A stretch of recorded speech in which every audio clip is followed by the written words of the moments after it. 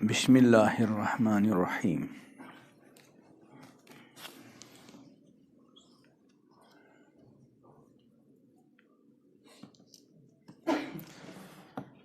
امام الانبیاء حضرت محمد عربی صلی اللہ تعالی علیہ وسلم کا فرمان ہے،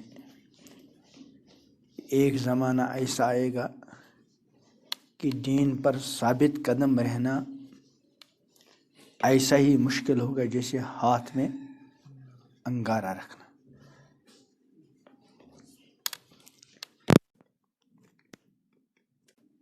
اور ظاہر بات ہے دین پر ثابت قدم رہے بغیر تو چارہ ہے نہیں۔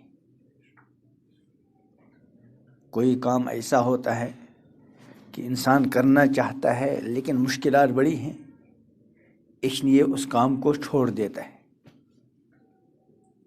لیکن یہ دین پر چلنا کوئی ایسا کام تو ہے نہیں کہ ہم دین پر چل رہے ہیں، مشکلات سامنے آ رہی ہیں اس لیے خدا نخواستہ دین پر چلنا ہی چھوڑ دیں، یہ تو ایسا معاملہ ہے نہیں۔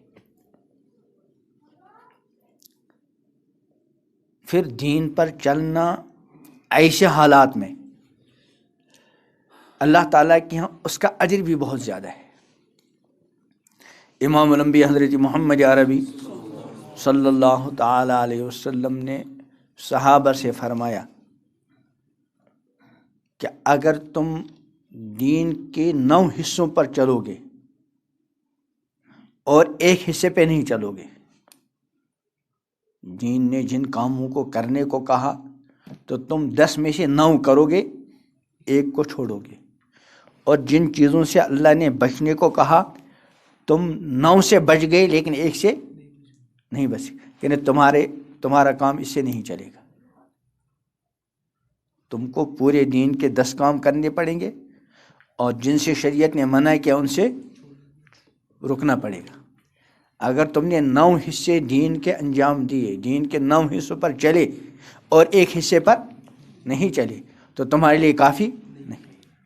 لیکن ایک زمانہ ایسا آئے گا کہ اگر وہ دین کے 10 حصوں میں سے ایک حصے پر چلیں گے تو ان کے لیے کافی ہوگا۔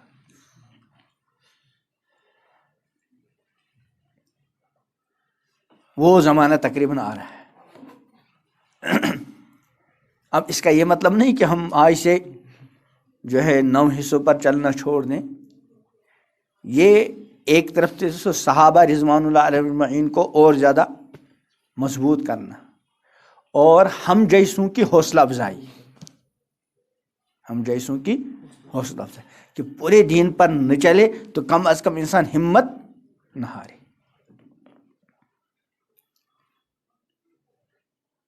جیسے دنیا میں امتحانات ہوتے ہیں مختلف طریقوں کے، ایک امتحان ایسا ہوتا ہے جس میں عموماً بچے پاس ہوتے ہیں، کوئی 2-3% فیل ہو گئے تو ہو گئے۔ آج کل تو ویسے شاید فیل ہونے کا وہ ہے ہی نہیں، کیا ہوتے ہیں ہے نا کچھ، کیا ہے 8ویں تو کوئی فیل نہیں ہوتا چاہے پڑھے یا ابھی آیا تھا نا کسی کا اخبار میں، وہ میٹرک میں پتہ نہیں کتنے سال سے نہیں نکلا، ہیں کتنے سال، کئی سال ہو گئے، اس سال وہ بھی آگے پاس ہو گیا، 21 کچھ ایسا ہی ہے۔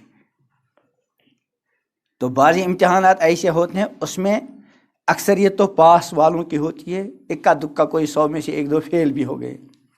ایسے میں آدمی پاس ہو گئے تو کوئی کمال کی بات، ہاں تو سارے پاس ہو گئے اکا دکا چھوڑ کر۔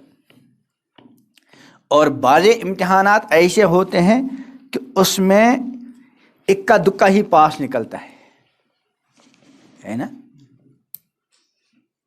جیسے ڈاکٹری کی سیٹ لینی ہو، اس میں ہزاروں امتحان دیتے ہیں لیکن سیٹ نکلتی ہے سینکڑوں کی، ہزاروں میں سے کیا نکلتی ہے سینکڑوں کی۔ ایسے امتحان میں انسان پاس ہو جاوے تو اس کو پاس ہونا کہتے ہیں، ہے نا۔ آج کل جو پاس ہونا ہے یہ کیا ہے کہ ہزاروں میں سے اکا دکا، یعنی پورے دین پر جمنا۔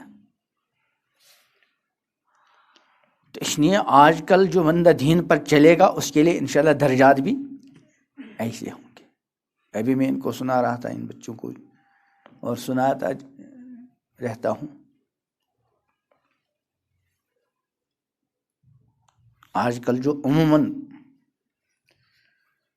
نوجوان بیچارے پھسل جاتے ہیں تو وہ ماحول ایسا ہے جہاں انسان اپنے نفس کو قابو نہیں کر پاتا.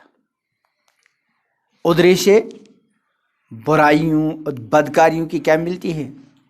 عملی دعوت.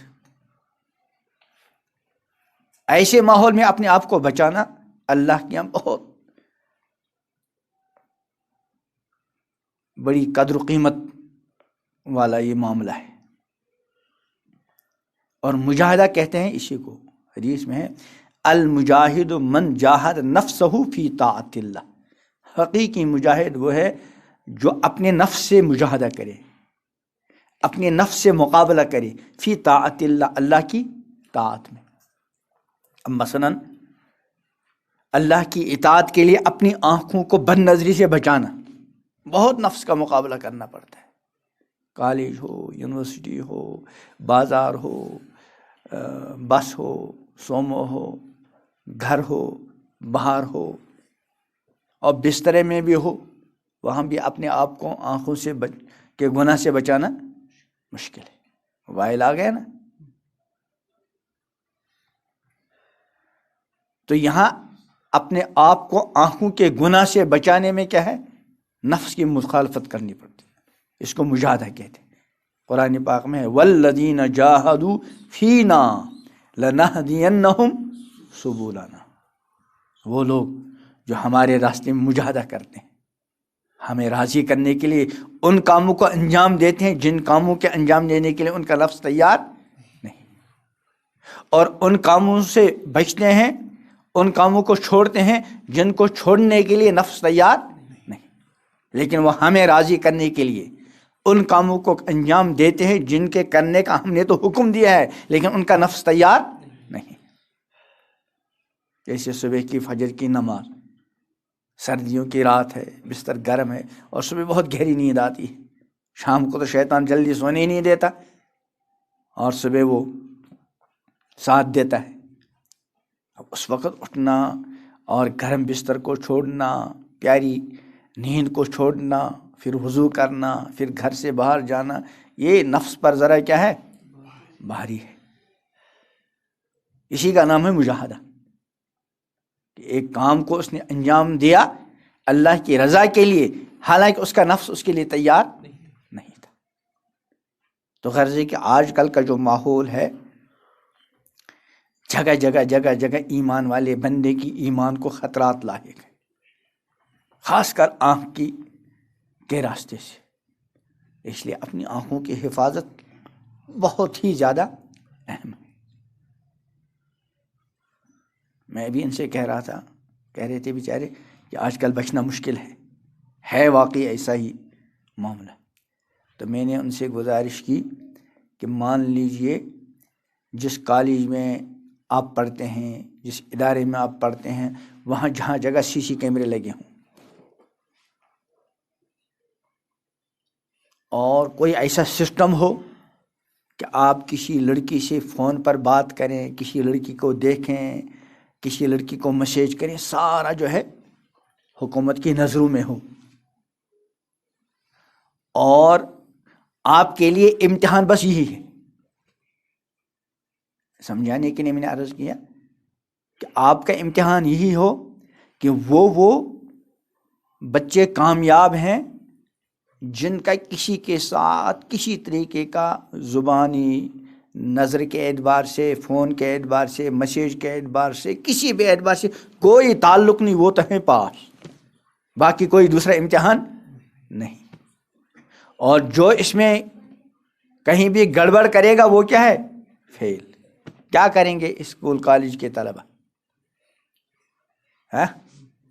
ان کو پورا معلوم ہے کہ ہماری کامیابی کا مدار اسی پر ہے، ہم کسی بھی لڑکی سے کوئی لینا دینا نہ رکھیں گے، نہ زبانی، نہ فون پر، نہ میسیج کے ذریعے، اور حتیٰ کہ دل میں بھی کسی کا خیال نہیں لائیں گے۔ اسی پر ہماری کامیابی کا مدار ہے۔ اور اگر ذرا سا اس کے خلاف ہوا تو خطرہ ہے فیل ہونے کا۔ تو پاس ہونے کی کوشش کریں گے، فیل ہونے کی نفس کو، اس کا مطلب ایسا کرنا ممکن ہے۔ اور اللہ تعالیٰ جس بھی کام کے کرنے کو حکم دیتا ہے، اس کا مطلب یہ ہے کہ یہ بندہ یہ کام کر سکتا ہے۔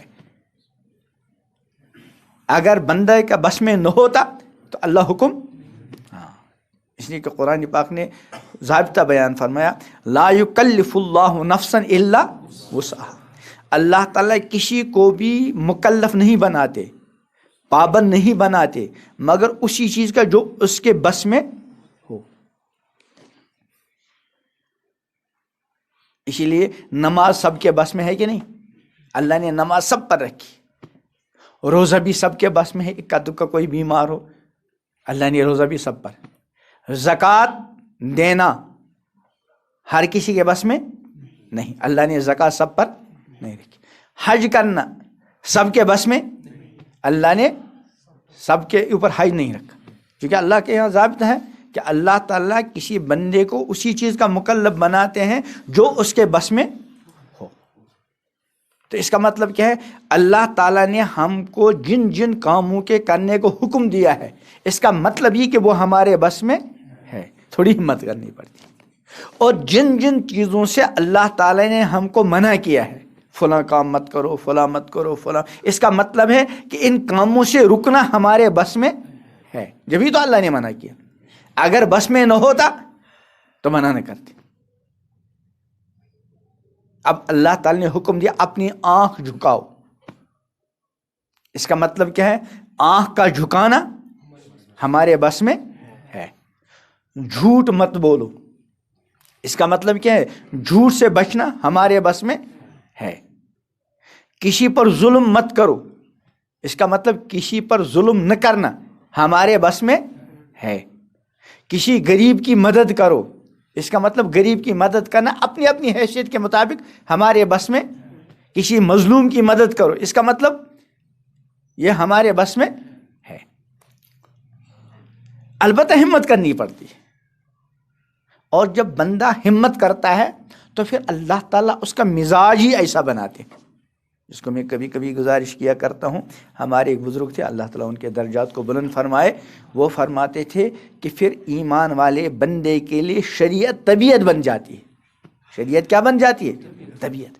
ایک جو پکے نمازی ہیں، اب ان کے لیے نماز طبیعت بن گئی، اب ان کے لیے نماز کے بغیر جینا مشکل ہے۔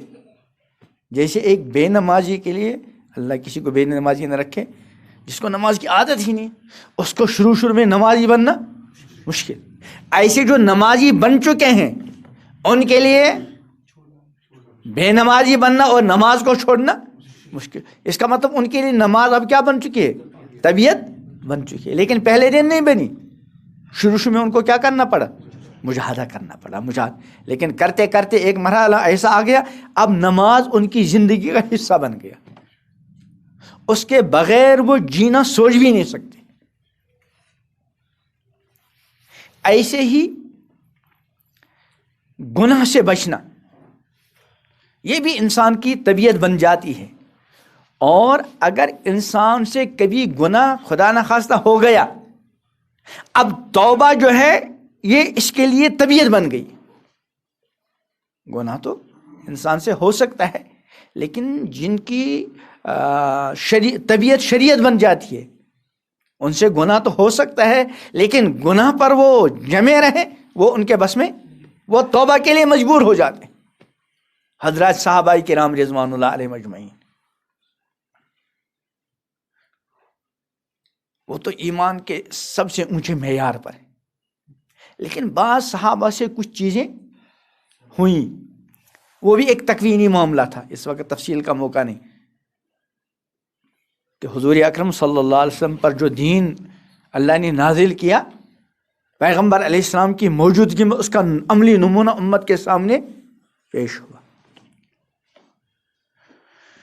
ان معاملات میں کچھ ایسے جیسے حدود ہیں، حدود کا مطلب وہ سزائیں جو اللہ کی طرف سے متعین ہے کچھ گناہوں پر، خدا نخواستہ کسی سے بدکاری ہو جاوے اور شرعاً وہ ثابت ہو، تو اگر وہ غیر شادی شدہ ہے تو اس کے کوڑے لگیں گے، اور اگر وہ شادی شدہ ہے تو اس کو کیا کیا جائے گا؟ سنگسار۔ خدا نخواستہ کوئی شراب پیے، اس کے کیا لگیں گے؟ کوڑے۔ خدا نخواستہ کوئی چوری کرے، اس کے کیا کاٹا جائے گا؟ ہاتھ۔ خدا نخواستہ کوئی کسی پر تہمت لگائے اور اس کے بعد وہ ثابت نہیں کہ بدکاری کی تہمت لگائی لیکن ثابت اس پر کوڑے لگیں، یہ 4 سزائیں حدود کہلاتی ہیں۔ ان کا حکم نازل ہے لیکن ان کا عملی نمونہ حضور کے زمانے پیش ہونا تھا۔ کچھ صحابہ سے اکا دکا کام ان میں سے ہو گیا، لیکن ہونے کے بعد اللہ اکبر، اللہ نے کیسی سچی توبہ دی۔ ایک صحابیہ ہے غامدیہ، ان سے کوئی مسئلہ ایسا ہو گیا، یعنی کہا یہ ایک تکوینی نظام ہے، اللہ تعالیٰ جیسے آدم علیہ السلام کو اللہ نے پہلے فیصلہ کہاں کیا تھا؟ دنیا میں بسانے کا، لیکن رکھا کہاں؟ اور حکم دیا کہ فلاں درخت کے پاس نہیں جانا، منع کیا، لیکن ادھر سے ان کا طے ہوا تھا کہاں پہنچنا، وہ بن گئے ایک ذریعہ، لیکن توبہ اللہ نے ایسے عطا کی آدم علیہ السلام کو۔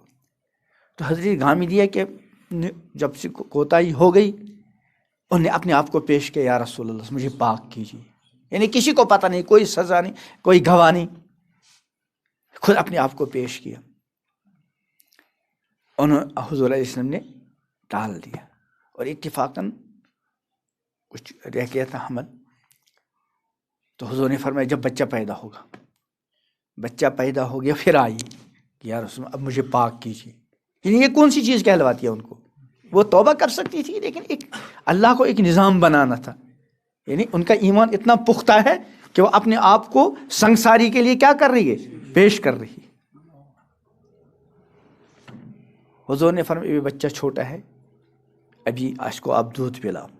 پھر کچھ عرصے کے بعد آئی اس حال میں کہ بچے کے ہاتھ میں روٹی کا ٹکڑا وہ کھا رہا ہے، عرض کیا اللہ کہ اب یہ بچہ مجھ سے مستغنی ہو گیا، اب کوئی چارہ نہیں تھا، حدود جو سزائیں ان کو پیغمبر بھی معاف نہیں کر سکتے، سنگسار کرنا پڑا۔ تو غرض ہے کہ جن کے لیے شریعت طبیعت بن جاتی ہے، ان سے اگر کبھی گناہ ہو بھی جائے تو ان کے لیے ممکن ہی نہیں کہ وہ بغیر توبہ کے رہ جائے، وہ توبہ کرنے کے لیے مجبور ہیں، وہ کچھ بھی کریں وہ توبہ کے بغیر رہ نہیں سکتے۔ لیکن شروع میں انسان کو کیا کرنا پڑتا ہے؟ مجاہدہ کرنا پڑتا ہے، اعمال کو انجام دینے میں مجاہدہ اور گناہوں سے بچنے میں مجاہدہ۔ ہاں، انسان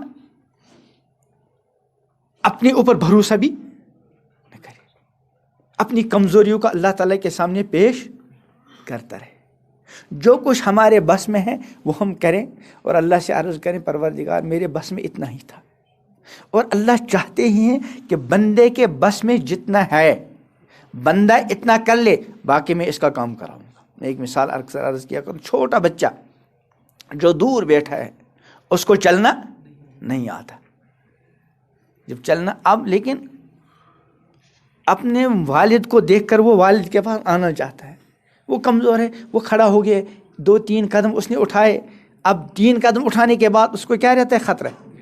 تو والد صاحب یا ان کے بڑے بھائی ہوں والدہ ہوں وہ کیا کریں گے؟ دوڑیں گے اور اس کو، لیکن کب؟ جب ان نے دیکھا کہ یہ بیٹا ہمارے پاس آنا چاہتا ہے اور اس کے بس میں ہم تک پہنچنا نہیں ہے، اس کے بس میں تو یہ 2-3 قدم تھے بیچارے، اس نے اٹھائے، اب اگر میں نہیں سنبھالوں گا یہ گر جاوے گا، تو والد نے خود جا کر سنبھالا اور جہاں بچہ پہنچنا چاہتا تھا اس کو اپنے سینے سے لگایا۔ بس بلا تشبیہ اللہ تعالیٰ چاہتے ہیں کہ بندہ بس قدم اٹھائے۔ چنانچہ حدیث قدسی ہے، جب بندہ میری طرف ایک بالشتہ آتا ہے تو میں بندے کی طرف ایک ہاتھ بڑھتا ہوں، جب بندہ میری طرف ایک ہاتھ بڑھتا ہے تو میں بندے کی طرف ایک با یہ سمجھانے کے لیے.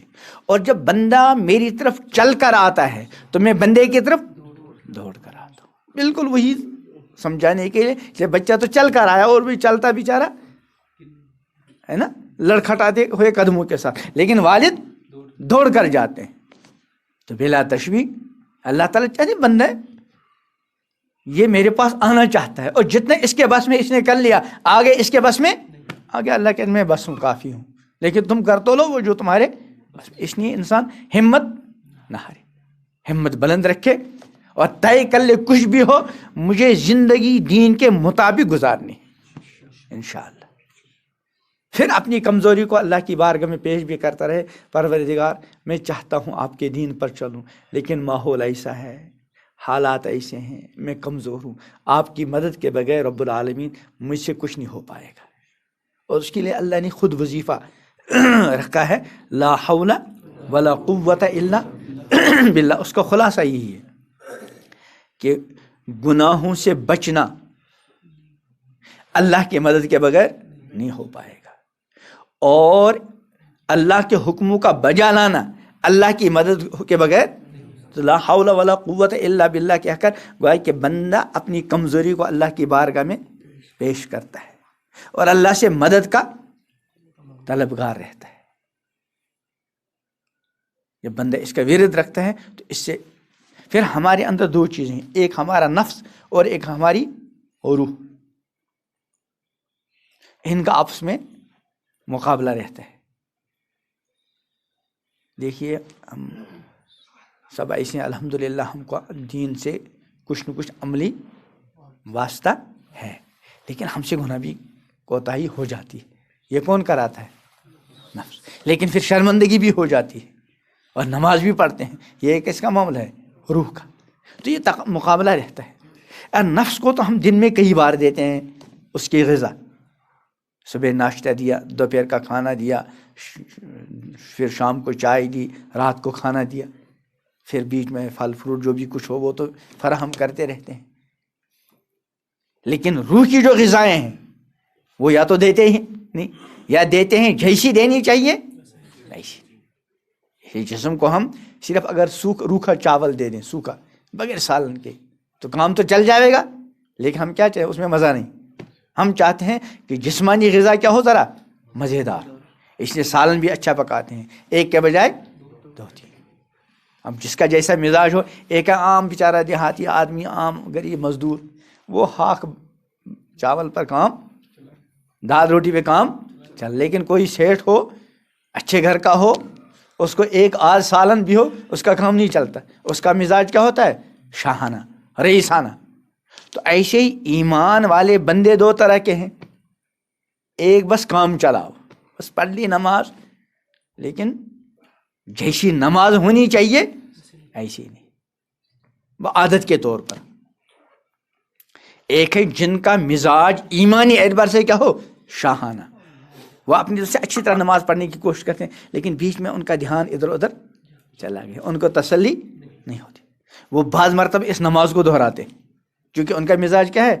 ایمانی اعتبار سے شاہانہ، وہ روح کو خوب غذا فراہم کرتے ہیں.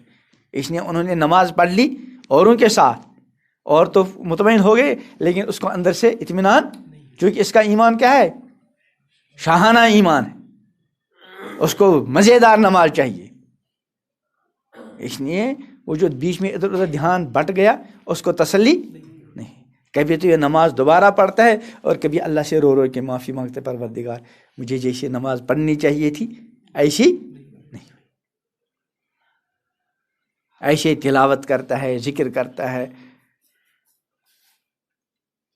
تو میں کیا کہہ رہا تھا؟ ہاں، ہمارے اندر ایک جسم ہے اور ایک کیا ہے؟ روح ہے. اگر روح کو خوب غذائیں ملی جسم کو، لیکن روح کو نہیں ملی، تو پھر یہ روح جو ہے نفس کے سامنے جھک کر رہتی ہے، کچھ بھی کرا سکتا ہے نفس.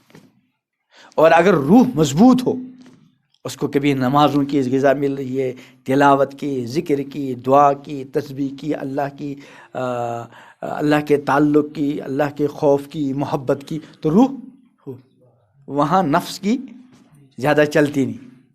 اگر کبھی چلی بھی تو اس کا نفس ہی پھر خود ملامت کرنے لگتا ہے کسی بڑے کے سامنے. اگر کبھی بڑے کی کیا ہو گئی نافرمانی, پھر یہ چھوٹا خود بخود اپنے آپ کو اندر ہی علم ہے کہ اس بڑے کے سامنے مجھ سے بیعت بھی ہوگی, نہیں ہونا چاہیے. تو اگر نفس بڑا ہے تو وہ تو اپنی چلائے گا, اور روح مضبوط ہے, نفس کمزور ہے. تو اسی لیے نفس کی بھی کتنی قسمیں ہیں؟ 3. ایک ہے نفس امارہ, وہ جو آوارہ لڑکے ہوتے ہیں, اس کا نفس, ان کا نفس کیا ہوتا ہے اس وقت؟ امارہ, ہر وقت برائی, کبھی بد نگاہی, کبھی گندے تعلق. ایک لڑکے کے ساتھ کا پتہ نہیں کتنی جگہوں پر تعلق ہوتا ہے, موبائل میں کچھ بھی دیکھ لیا, ان کو کوئی پرواہ. ان کا نفس کیا ہے؟ امارہ. اور کچھ ایسے ہیں جن کا نفس لوامہ, یعنی غلطی ہو جاتی ہے لیکن اندر ہی اندر اپنے آپ کو کیا کرنے لگتے ہیں, ارے یار مجھ سے یہ کیا ہو گیا, افسوس. یہ نفس کی ملامت ہوتی ہے تو یہ اس کو قبول کرتا ہے, پھر توبہ کرتا ہے, استغفار کرے, پھر باز آ جاتا ہے. پھر کبھی ہو گیا, پھر اندر ہی اندر سے ملامت. جب بندہ اس طرح نفس کی ملامت کو سنتا رہا اور توبہ و استغفار کرتا رہا, پھر ایک مرحلہ ایسا آ جاتا ہے اس کا نفس کیا بن جاتا ہے؟ مطمئنہ. مطمئنہ کا مطلب یہ کیا ہے کہ اس کے لیے شریعت کیا بن گئی؟ اب طبیعت. اس کو اب نماز کے بغیر اطمینان, نماز کی حالت میں اطمینان, روزے سے اطمینان, صدقات سے اطمینان, گناہوں سے بچنے میں اطمینان, کسی کو فائدہ پہنچانے میں اطمینان وغیرہ وغیرہ. نفس مطمئن.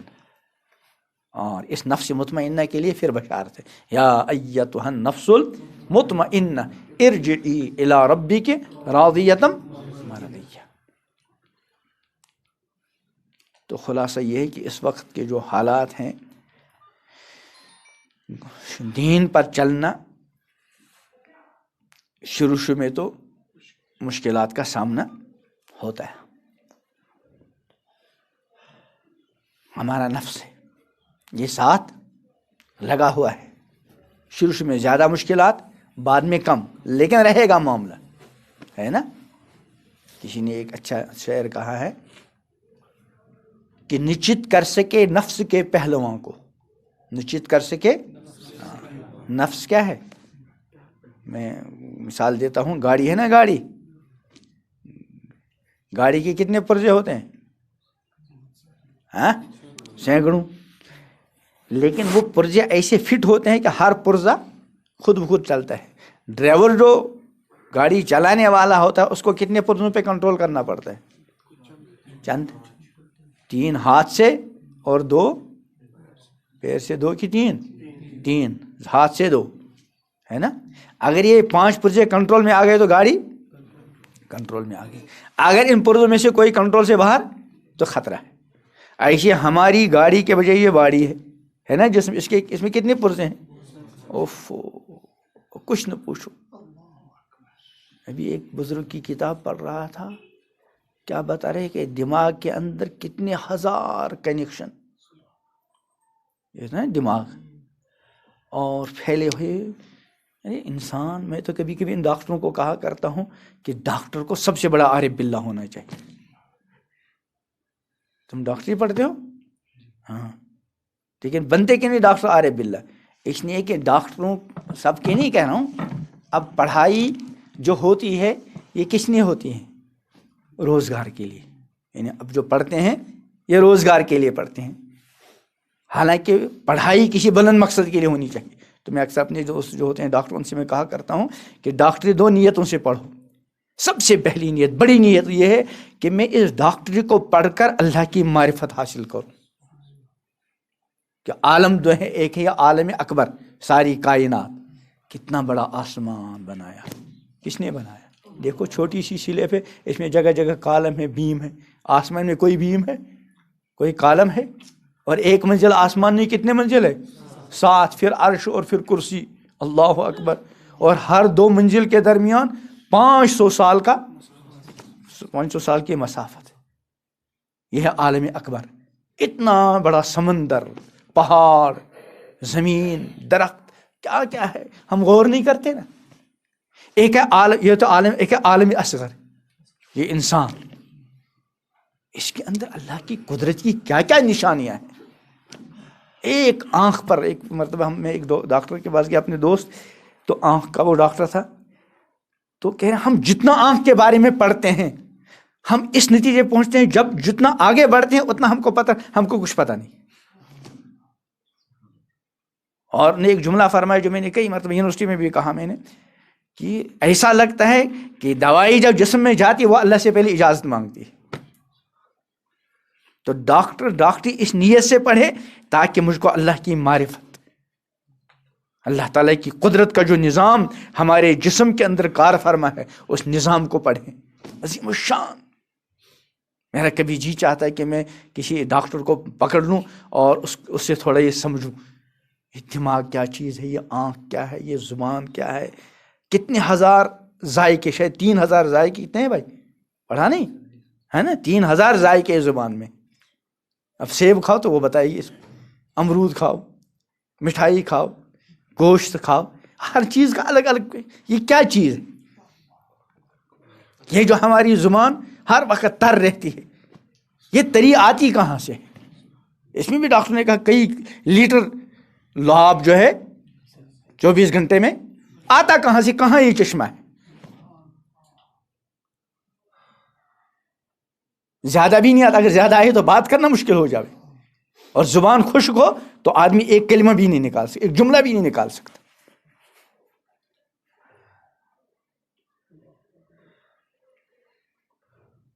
تو ڈاکٹری اس نیت سے پڑھے کہ اللہ کے تعالیٰ کا جو نظام ہمارے وجود میں کار فرما ہے اس کو ذرا پڑھو، اللہ کو پہچانو، اور دوسرے اللہ کی مخلوق کی خدمت کرو. یہ دو نیتیں ہوں. رہا روزگار وہ تو خود بخود ہوتا رہے گا. اتنی خدمت کرتے ہیں ڈاکٹر بیچارے بیماروں کی، شاید ماں باپ بھی نہیں اتنی کریں گے، لیکن نیت کا سب سے بڑا. یہ کس پر آئی تھی بات؟ ہاں، نشچت کر سکے نفس کے پہلوان کو، کہیں اور پہنچ گیا میں. اس سے مقابلہ ہے تو یوں ہاتھ پاؤں بھی ڈھیلے نہ ڈالے، یعنی اس کے سامنے ہتھیار مت ڈالو. نفس کے سامنے کیا مطلب ہتھیار؟ یار میں نے بہت کوشش کی میں بد نگاہی سے بچوں لیکن نہیں بچ پاتا، چھوڑ دو یہ، چھوڑ دو یہ ہتھیار ڈال دے. نہیں کچھ ہوگی غلطی، میں اللہ معافی چاہتا ہوں، میں توبہ کرتا ہوں، آئندہ نہیں کروں گا. پھر ہفتے کے بعد پھر یا اللہ معافی، یا اللہ معافی، غلطی ہو گئی. پھر ایک ہفتے یا اللہ معافی. جب تک معافی مانگتا رہے گا اس کا مطلب اس نے ہتھیار نفس کے سامنے نہیں ڈالا. نشچت کر سکے نفس، یعنی اصل تو اس کو چت کر. جب تو پہلوانوں کا مقابلہ ہوتا ہے تو جیت اور ہار کا فیصلہ ہوتا ہے. جب ایک کو چت کر لیا اور اس کے سینے پہ چڑھ کر بیٹھ گیا، اس کا مطلب اس نے اب مان لی ہار. جیسے آج کس نے مانی ہار، آیا نا اخبار میں، ٹرمپ نے شاید آج ہار مان لی اس کے مقابلے میں، ہے نا. تو ایسے ہی وہ تو کچھ مقابلہ نہیں. ایک تو میرے پاس کھلاڑی آئے، مولانا سجاد صاحب دامت برکاتہم تھے، تو ان سے ملنے کے لیے کھلاڑیوں کی ٹیم آئی. تو مولانا اندر تھے، جب تک وہ بیٹھے تو میں نے ان کو یہ سمجھ، میں نے کہا تمہارا کام ہی تو جیتنے کی بھرپور کوشش. میں نے کہا اگر تم نے دنیا کے ہر میدان میں جیتا لیکن نفس کے مقابلے میں تم ہارے تو تمہاری جیت کسی کام کی. اصل جیت تو ہاں، تو نچت کر سکے نفس، یعنی اصل تو اس کو چت کرنا ہے.